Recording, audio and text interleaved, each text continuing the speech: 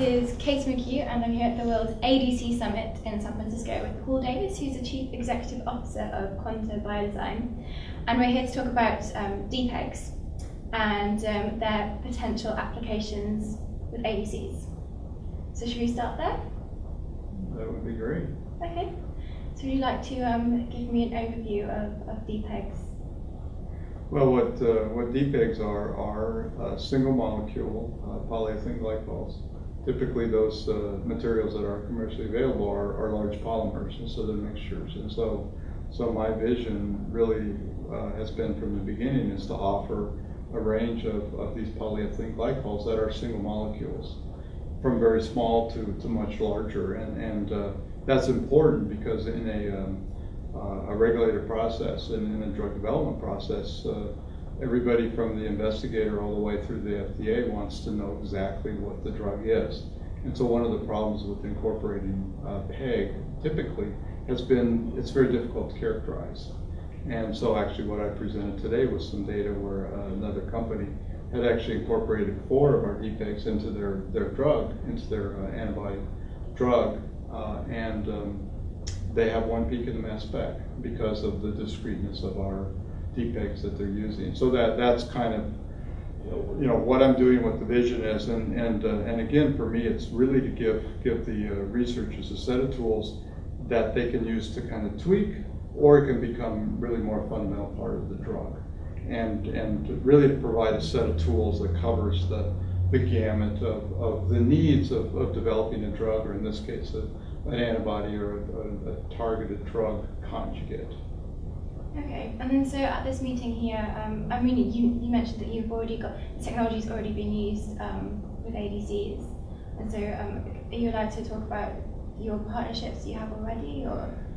Well, actually we've just been working with people who were perceived as a research reagent company. So we have products that people can buy. We have a website, we have internet, and so most people buy our products. They may hear about us at different shows. We were here last year, and so people will just try things. And so at this point, in working with Avipet, for example, it was a little bit more of a collaboration, but still they kind of bought our products, tried our products to see what works. And now we're moving forward with several companies as they understand what we can do, not just to make products, but to think about maybe how they can be applicable in their application or design them to their application. Then they seem to be more willing to discuss moving forward in more of a collaborative kind of mode, as opposed to just buy our products from us and then do whatever they want to do with them. And so that's still really a minimal, so we don't have any collaborations as is typical where, especially in this venue and this crowd. So we're still working toward that, although there are some discussions going on. Okay. And I guess where do meetings like this fit in with your business? Well, again, this is a targeted meeting for us, and actually, just as a bit of an aside, the whole area of targeted drug delivery has something deep in my heart, and especially the last talk where he was focused on lung cancer, because my late wife died of cancer, and she went through this traditional chemotherapy, radiation therapy. So to come to the ADC World Summit is a lot to me, to meet these people who are working on some very important drug types. Conjugation happens to be an important part of what we do. But for us, this is a focused audience. And again, I think this is a conference where we keep having to come back to teach people, to meet people, but it is fairly focused. So for us, it's a way to build our customer base and people buy, because our model is not, obviously big pharma, they sell products, but again,